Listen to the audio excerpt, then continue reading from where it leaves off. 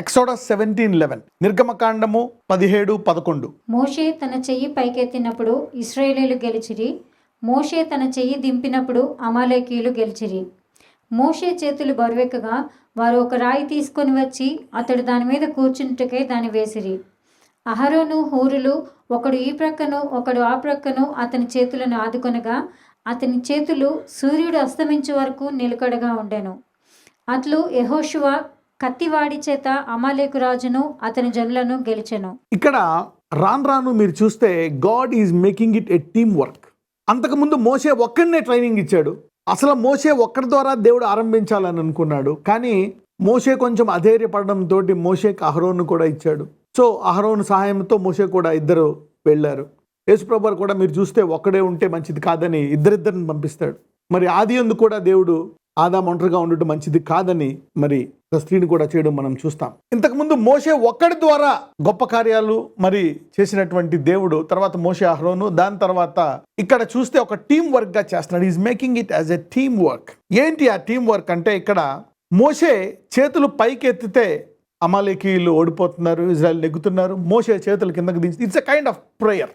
So మోషే మరి తన ఇజ్రాయేలీయుల తరపున విన్నపము చేస్తున్నాడు.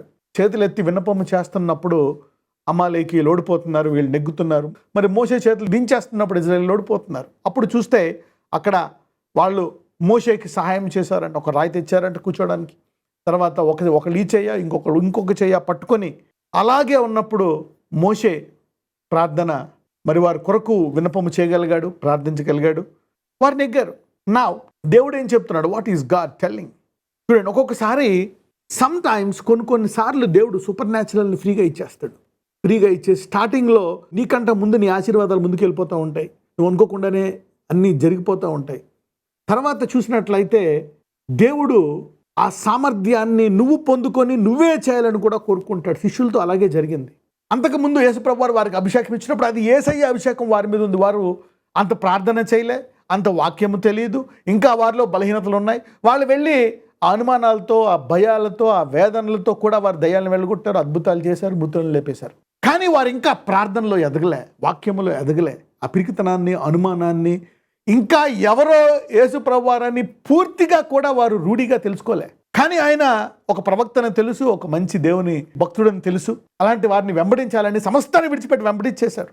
కొంతమంది వెంబడించారు అలాగా. సో దేవుడు ఆ త్యాగాన్ని చూసి వాళ్ళందరినీ మరి సత్యంలోకి తీసుకొచ్చాడు.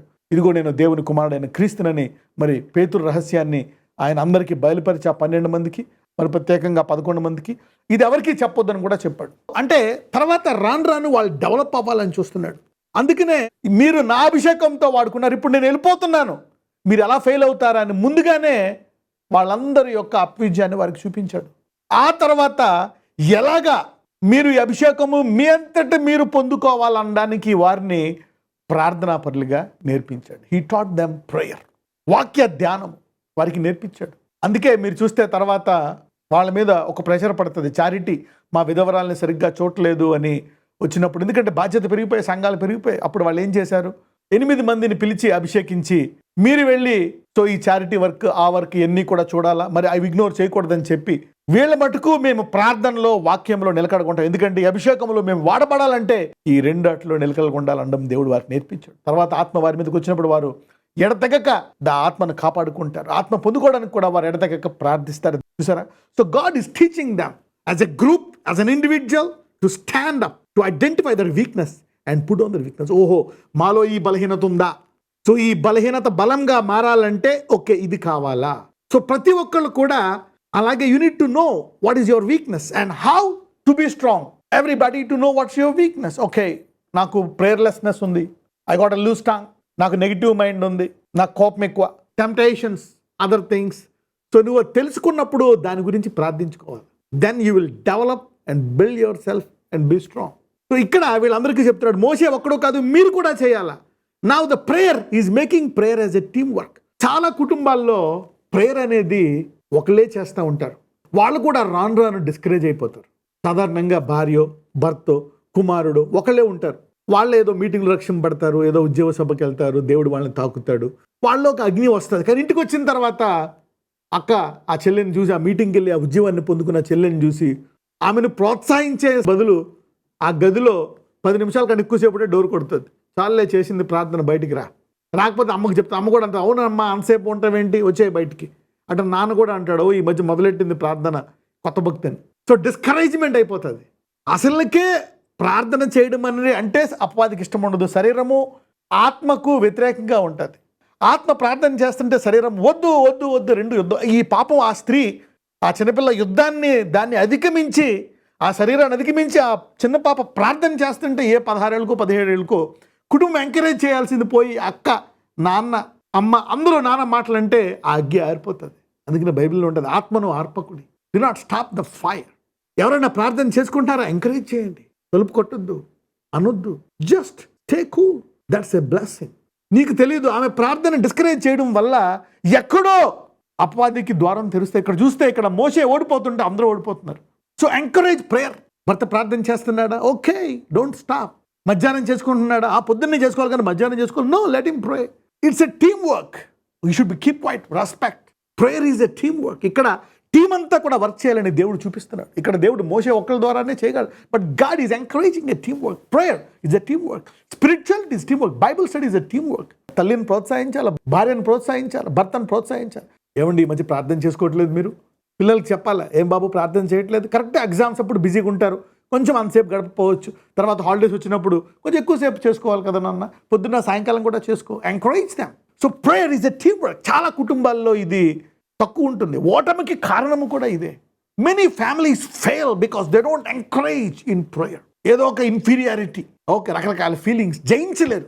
I'm telling, prayer is a victory. ఇక్కడ ఒక టీం వర్క్గా దేవుడు పెట్టి రాను ఓకే మీరు ఇలా చేయాలి, మీరు యుద్ధం చేయాలా, నువ్వు ప్రార్థన చేయాలా. సో గాడ్ మేడ్ నెమ్మదిగా చేయాలి, అందరినీ ఇన్వాల్వ్ చేస్తున్నాడు అనమాట. He is making team work. Everybody should be involved in this victory. Encourage, distribute your fire to your daughter, to your son, to your husband. కొన్ని కుటుంబాల్లో అమ్మమ్మే ప్రార్థన చేస్తుంది, నాయనమ్మే ప్రార్థన చేస్తుంది, మిగిలిన వాళ్ళందరూ అమ్మమ్మ చేస్తుంది ఒక చాలులే, నాయనమ్మ చేస్తుంది చాలు. ఎన్నో ఇక్కడ చూస్తే మరి ఓకే వాళ్ళు ప్రేయర్ చేయని మేము చేయడం, కొంతమంది యుద్ధం చేస్తున్నారు, కొంతమంది సాయం చేస్తున్నారు, కొంతమంది it's a team work. Families ఒకళ్ళనొకళ్ళు ఆత్మలో ఎంకరేజ్ చేసుకోవాలి. అలా ఆత్మలో ఎంకరేజ్ చేస్తున్నారు, ప్రార్థన చేసినప్పుడు ఆ రాబడి నిలకడగా ఉంటుంది. ఆ సైతానుడికి ద్వారాలు తెరవకుండా మనం మూసేస్తాం. అందుకోసమే వివాహంలో you should see an atmosphere of prayer. రేపొద్దున నా ప్రేయర్ లైఫ్ ఎలాగుంటుంది, how will be my deep rooted prayer life అనేది ప్లాన్ చేసుకోవాలి. That's how you should plan your family. The kids should join your prayer. వివాహం అయిన వెంటనే భార్య నీతో మోకరించగలుగుతుందా, నీతో గుడికి రాగలుగుతుందా, నువ్వు మర్చిపోయిన ప్రార్థన జ్ఞాపకం చేస్తుందా? Very very important. Okay, encourage your self. అప్పుడు చూస్తే ఇక్కడ మనము వి సా విక్టరీ, విజయాన్ని మనం చూసాం ఇక్కడ. Okay right, let's go to 18 వెళ్ళిపోతాం. దేవుడు మోషేకును తన ప్రజలైన ఇశ్రాయేలీయులకును చేసినదంతయు, యెహోవా ఇశ్రాయేలీయులను ఐగుప్తు నుండి వెలుపలికి రప్పించిన సంగతియును మిద్యాను యాజకుడును మోషే మామయ్యునైన యిత్రో వినినప్పుడు, మోషే మామయ్య అయిన ఆ యిత్రో తన యొద్దకు పంపబడిన మోషే భార్య అయిన సిప్పోరాను ఆమె 2 కుమారులను తోడుకొని వచ్చెను. అతడు అన్యదేశములో నేను పరదేశిననుకొని వారిలో ఒకనికి గెర్షోము అని పేరు పెట్టెను. నా తండ్రి దేవుడు నాకు సహాయమై ఫరో కత్తివాత నుండి నన్ను తప్పించును అనుకొని రెండవ వానికి ఎలియజర్ అని పేరు పెట్టెను. మోషే మామ అయిన యిత్రో అతని కుమారులు 2 అతని భార్యను తోడుకొని అరణ్యములో దేవుని పర్వతము దగ్గర దిగిన మోషే యొద్దకు వచ్చెను. యిత్రో అను నీ మామనైన నేనును నీ భార్యయు ఆమెతో కూడా ఆమె 2 కుమారులను నీ యొద్దకు వచ్చి ఉన్నామని మోషేకు వర్తమానం పంపగా, మోషే తన మామను ఎదుర్కొనబోయి వందనము చేసి అతని ముద్దు పెట్టుకొనెను. వారు ఒకరి క్షేమం ఒకరు తెలుసుకొని గుడారములోనికి వచ్చిరి. Right, now let's study from verse 1. దేవుడు మోషేకును తన ప్రజలైన ఇశ్రాయేలుకును చేసినదంతయు, యెహోవా ఇశ్రాయేలీయుల నుండి ఐగుప్తు నుండి వెలుపలికి రప్పించిన సంగతియు మిద్యాను యాజకుడును మోషే మామయ్య అయిన యిత్రో వినినప్పుడు. ఇక్కడ ఎ విజనరీ మ్యాన్, ఒక దర్శనము కలిగినటువంటి వ్యక్తి, ఒక ఆశ కలిగినటువంటి వ్యక్తి, తను కొన్ని పొరపాట్లు చేసిన దేవుడు ఆ పొరపాట్లను కూడా తర్వాత అతనికి ఆ పాఠము నేర్పించి అతన్ని గద్దించి తర్వాత అతని ఆశను నెరవేర్చడానికి ప్రయత్నిస్తాడు. ఎందుకంటే among everything one of the most important thing that God wants is a willing mind. ఆశ, దేవుడికి ఆశ కావాలా, ఎ డిజైర్. ఎందుకంటే ఆశ అనేది వచ్చేటప్పటికి చాలాసార్లు చాలామంది వెనక్కి వెళ్ళిపోతారు. చూడండి, పిలువబడిన వారు అనేకులు, ఏర్పరచబడిన వారు కొందరే. అది దేవుడికి తెలిసి 500 మంది శిష్యులు ఉంటారు. ఒక చోట దేవుడు అంటాడు, నా రక్తము నా శరీరము మీరు తిని తాగితే కానీ వెళ్ళలేరంటే సగం మంది వెళ్ళిపోతారు. ఒకళ్ళు వెంబడిస్తానంటే ఆయన నక్కలకు బొర్రెలు ఉన్నాయి, పక్షులకు గూళ్ళు ఉన్నాయి, మనిషి కుమారుడు తలవాంచుకోవడానికి లేదా అని డిస్కరేజ్ చేసి పంపించేస్తాడు. అంటే అతను ఏదో పాపులారిటీ కోసమో లేక డబ్బుల కోసమో లేక ఎనాయిటింగ్ కోసమో వెంబడించాడేమో. Learn this. If you really have a desire, నీ బ్యాక్గ్రౌండ్ ఎంత దారుణంగా ఉన్నా, నీకు ఎలాంటి వాడివైనా, ఎన్ని బలహీనతలు ఉన్నా, నీకు ఆశ గనక ఉంటే, లోతైన ఆశ నీ హృదయంలో ఉంటే, దేవుడు నిన్ను పట్టుకొని విడిచిపెట్టాడు. నిన్ను డెవలప్ చేసి 40 ఏళ్ళు వేస్ట్ అయినా ఇంకొక 40 ఏళ్ళు నీకు ట్రైనింగ్ ఇచ్చి వాడుకుంటాడు దేవుడు. God will never leave a person with a desire. He will never. అది చాలా ముఖ్యమైన ఇంగ్రీడియంట్ అన్నమాట. దేవుని కొరకు ఏదైనా చేద్దామని ఒక డిజైర్ ఉంటే యెహోవా కళ్ళు అటు ఇటు తిరుగుతూ ఉంటాయంటే ఎవరి పట్ల తన బలాన్ని కనపరుచుకుందామా? ఎవరికైనా ఆయన గురించి చూడండి. గిద్యోను మరి ఆ గానగాడించే వెనకాల కూర్చొని రహస్యంగా ఆలోచిస్తూ ఉంటాడు. అదే దేవుడు ఎంత గొప్పోడు కదా, ఇంత గొప్ప దేవుడు పెట్టుకొని మనము ఈ ఫిలిస్తీన్ల మధ్యలో మనము ఇంత ఇబ్బంది పడుతున్నాము చూడు అని ఆ అద్భుతాలన్నింటినీ జ్ఞాపకం చేసుకుంటూ కుమిలిపోతున్నాడు. అప్పుడు దూత కరెక్ట్గా వచ్చి అతనితోటే మాట్లాడు. సీ దట్ నా ద ఏంజెల్ కాట్ హిమ్. అతనిలో ఎన్ని బలహీనతలు ఉన్నా, ఎంత డౌట్ ఉన్నా అతను విడిచిపెట్టలే. అతన్ని పట్టుకొని అతని చేత ఒక ఉద్యమంలాగా తీసుకొచ్చి అతని ద్వారా ఫిలిస్తీన్లని మరి జయించేటువంటి సామర్థ్యం ఇచ్చాడు. ఒక మాట అంటాడు అక్కడ చూడండి, నువ్వు జయించగలవు నేను నీతో ఉంటే అని అంటాడు. యు సీ దట్ నా you will defeat them as one man. నువ్వు ఒక్కడవే చాలు, నేను నీకు తోడుగా ఉంటే అని అంటాడు ఒక మాట. Shall we go there? న్యాయాధిపతులు 6:16. నేను నీకు తోడై ఉందును గనుక ఒకే మనిషిని హతము చేసినట్లు మిద్యానీయులను నీవు హతము చేయదు అని సెలవిచ్చెను. నేను నీకు తోడై ఉందును గనుక ఒకే మనుషుని హతము చేసినట్లు మిద్యానీయులను నీవు హతము చేయదు అని సెలవిచ్చాను. You see, you will be defeating them as a one man. అంటే God is looking for somebody who is a desire. ఒక ఆశ కలిగిన, ఎంత బలహీనుడైనా, అతనికి ఎంత కోపం ఎక్కువ ఉన్నా, ఎలాంటి వాడైనా సరే, మనం సాధారణంగా ఏమనుకుంటామంటే ఎవరైనా అనాయింటెడ్ పర్సన్ని చూసి ఇతను పర్ఫెక్ట్ అనుకుంటాం. No, it is not the question of perfection. The only thing he attracted the anointing is a real desire in the bottom of his heart. చెవుగలవాడు వినుగాక. 40 సంవత్సరాల తర్వాత ఒక మనిషిని చంపేసి ఫెయిల్ అయిపోయాను అనుకున్న అతని దగ్గరికి మరి దేవుడు మోషేని తీసుకెళ్ళి ఒక యాజకుడైన మిద్యాన్ దగ్గర పెడతాడు. అతను ఎవరంట ఇక్కడ చూస్తే ద ప్రీస్ట్ ఆఫ్ మిద్యాన్. ఒకసారి వెళ్దాం. Let's go to first verse. Exodus 18:1. దేవుడు మోషేకును తన ప్రజలైన ఇశ్రాయేలీయులకును చేసినదంతయు, యెహోవా ఇశ్రాయేలీయులను ఐగుప్తు నుండి వెలుపలికి రప్పించిన సంగతియు, మిద్యాను యాజకుడును మోషే మామయ్యునైన యిత్రో. ఇక్కడ చూస్తే మిద్యాను యాజకుడు. సరే, ఏంటి, ఎవరి యాజకుడు? మిద్యాన్ అనే పదం ఎక్కడుంది? Let us see that word here. ఒకసారి ఆదికాండానికి వెళ్దాం. ఆదికాండం 25 మొదటి 2 వచనాలు చూద్దాం. జెనసిస్ 25:1-2. అబ్రహాము మరలా ఒక స్త్రీని వివాహము చేసుకొనెను. ఆమె పేరు కెతురా. ఆమె అతనికి జిమ్రాను, యొక్షాను, మెదాను, మిద్యాను, ఇష్బాకు, షూవహు అను వారిని కనెను. ఇక్కడ చూస్తే మిద్యాను అంటే కెతురా యొక్క మరి కుమారుడిగా మనం చూస్తున్నాం. అంటే ఇతడు ఎవరి యాజకుడు అయి ఉంటాడు? దేవుని యాజకుడే అయి ఉంటాడు. అంటే ఈ దేవుని యాజకుడి దగ్గరికి మళ్ళా 40 సంవత్సరాలు ట్రైనింగ్ ఇచ్చాడు. చూసారా, ఆ ఐగుప్తు రాజ్యము యొక్క మరి పరిస్థితుల ట్రైనింగ్ కాకుండా దేవుడు మళ్ళా 40 సంవత్సరాలు ఒక యాజకుడి దగ్గర ట్రైనింగ్ ఇచ్చాడు. You see that God will never leave a person with a desire. He will train you and train you and train you.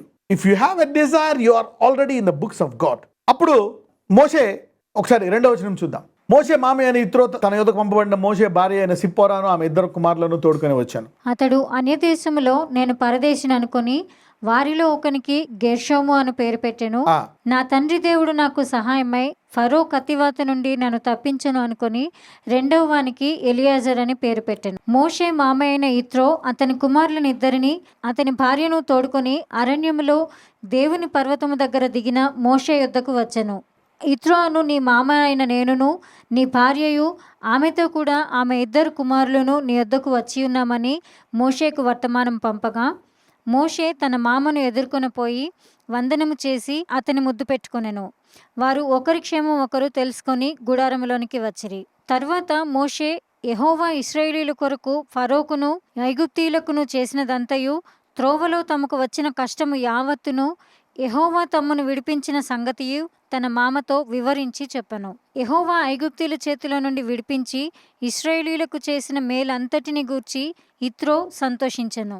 మరియు యిత్రో ఐగుప్తీయుల చేతిలో నుండి ఫరో చేతిలో నుండి మిమ్మల్ని విడిపించి ఐగుప్తీయుల చేతి క్రింద నుండి ఈ ప్రజలను విడిపించిన యెహోవా స్తుతింపబడునుగాక.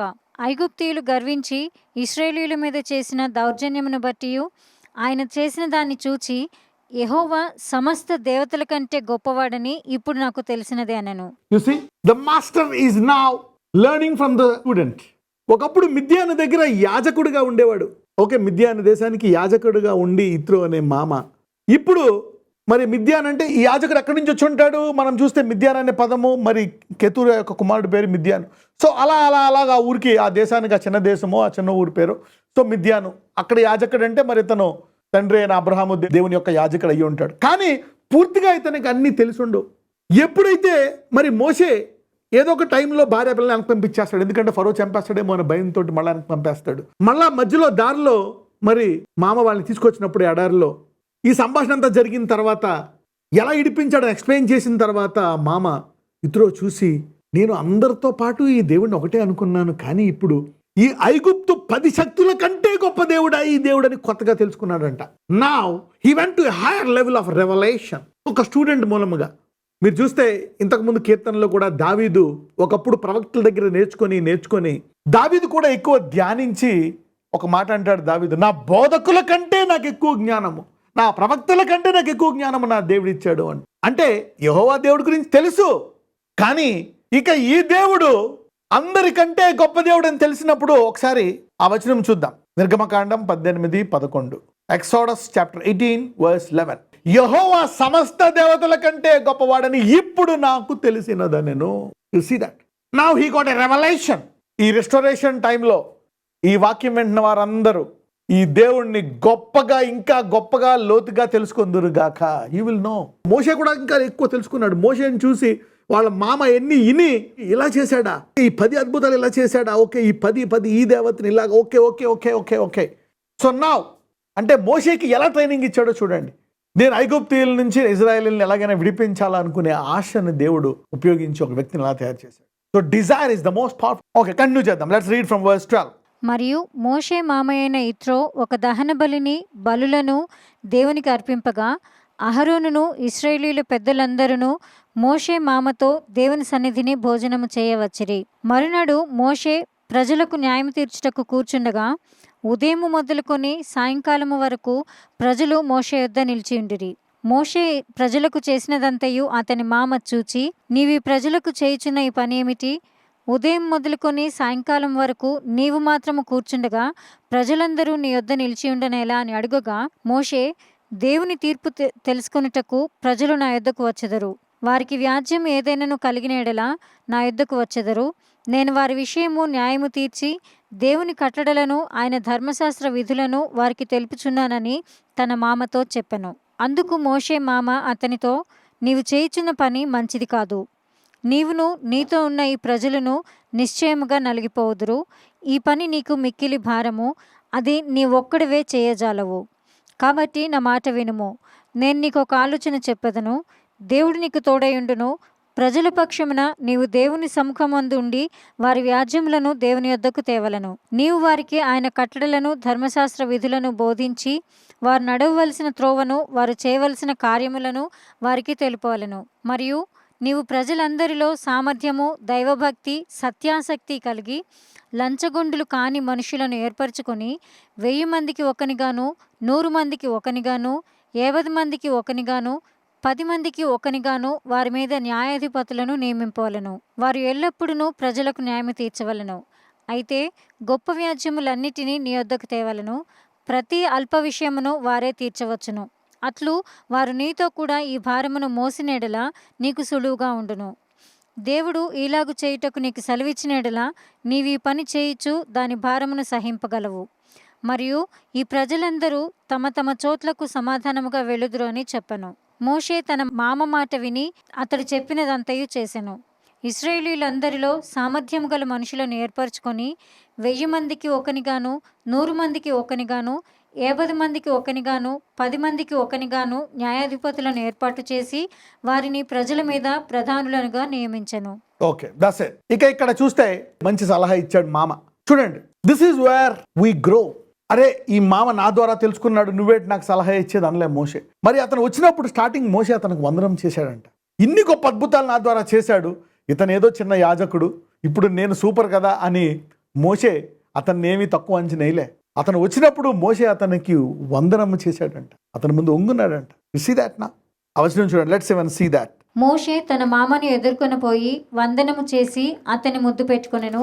ఒకరి క్షేమం ఒకరు తెలుసుకొని గుడారములోనికి వచ్చి. చూసారు ఇంగ్లీష్లో ఏమంటుందంటే, and Moses went out to meet his father in law and made obedience and they kissed him. See that నా. అంటే ఇక్కడ మోషే ఇంకొకటి చూస్తున్నాం మనం మోషేలో, హీఈస్ ఎ హంబుల్ మ్యాన్, వినయం కలిగిన వాడు, నో ప్రైడ్. ఇంత ఫాలోయింగ్ పెరిగిపోయింది మోషేకి. మరి అప్పుడు ఆ చుట్టుపక్కల దేశంలో మోషే కంటే గొప్ప వాళ్ళు ఎవరు లేరు. You know, humility will help you continue your call and magnify your call. వినయము నీ పిలుపును మరి కొనసాగిస్తుంది. Humility increases your anointing. Humility prolongs your honour. వినయం అనేది నీ ఘనతను కొనసాగిస్తుంది. మోషే ఇక్కడ వినయం కలిగిన వాడు. ఇన్ని అద్భుతాలు చేశాడు మామ, నువ్వేదో దేవుడి గురించి అప్పుడు చిన్న చిన్న కథలు చెప్పేవాడు, నువ్వు నాకు ట్రైనింగ్ ఇచ్చావు 40 ఏళ్ళు, కానీ ఈ దేవుడు నాకు ఇచ్చినటువంటి ఈ కొద్ది నెలల్లో చూడు నేను ఎంత పవర్ఫుల్లో. వస్తే వచ్చావు, మూల కూర్చో, ముందు నువ్వు నాకు సెల్యూట్ చేయి. No, he was not like that. చాలా మందికి ఆశ ఉంది. Many people got desire, they cannot handle the glory, they cannot handle the gift. వాళ్ళ దేవుడు వారికి ఇచ్చిన వరాన్ని హ్యాండిల్ చేయలేరు, వాళ్ళకి ఇచ్చిన ప్రజల్ని హ్యాండిల్ చేయలేరు. Pride lifts them up. This is one of the major hindrance. అందుకే you need to pray for humility. ఎందుకంటే నువ్వు బ్లెస్ అయిన తర్వాత, నీకు డబ్బులు వచ్చిన తర్వాత, నీకు మరి పేరు వచ్చిన తర్వాత, పలుకుబడి వచ్చిన తర్వాత, you know the pride will puff you up. Can you handle prosperity, gifts and blessings? మరి అది కొనసాగించడానికి ఉపయోగపడుతుంది. ఇక్కడ మోషే యొక్క వినయం కలిగిన లక్షణం చూస్తున్నాం.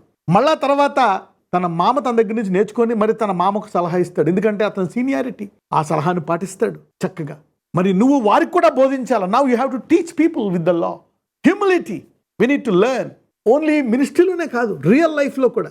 వైఫ్ అండ్ హస్బెండ్స్ ఎందుకు ఇడిపోతున్నారు? వై? ఎందుకు డివోర్స్లు జరుగుతున్నాయి? వినయము లేక. దానివల్ల పిల్లలు ఎఫెక్ట్ అవుతున్నారు, ఫ్యామిలీస్ ఎఫెక్ట్ అవుతున్నాయి. Pride is too dangerous. ఇక్కడ ఈయన ద్వారా ఈయన నేర్చుకున్నాడు, ఈయన ద్వారా ఈయన నేర్చుకున్నాడు. It's mutual work. You see that. ఇప్పుడు దేవుడు దీన్ని ఒక బాడీ ఆఫ్ క్రైస్ట్గా చేస్తాడు. You see that. మోషే ద్వారా మరి ఇప్పుడు ఆయన నేర్చుకున్నాడు. ఇంత గొప్ప దేవుడా, సరే ఈరోజు నిన్న శిష్యుడు, నువ్వు నా మాట అనలే. He is learning, he learn from him and both are being blessed. భర్త భార్య నుంచి నేర్చుకోవాలా, భార్య భర్త నుంచి నేర్చుకోవాలా. పిల్లలు should learn as a body of Christ. Be humble, that will exalt you. వినయము ఆ కుటుంబాన్ని పైకి తీసుకొస్తుంది. నువ్వు ఎంత ప్రార్థించినా, ఎన్ని చేసినా, ఒక్కొక్కసారి ఏమీ రావట్లేదు అనుకో, then you need to pray for pride. 10, 20, 30, 40 సంవత్సరాలు అయిపోయిందా, ఇంకా ఏది జరగటం లేదా, if prosperity everything is not, then you need to now pray for pride. ఎందుకంటే దేవుడు చాలాసార్లు టెస్ట్ చేసి ఉంటాడు. You must have failed.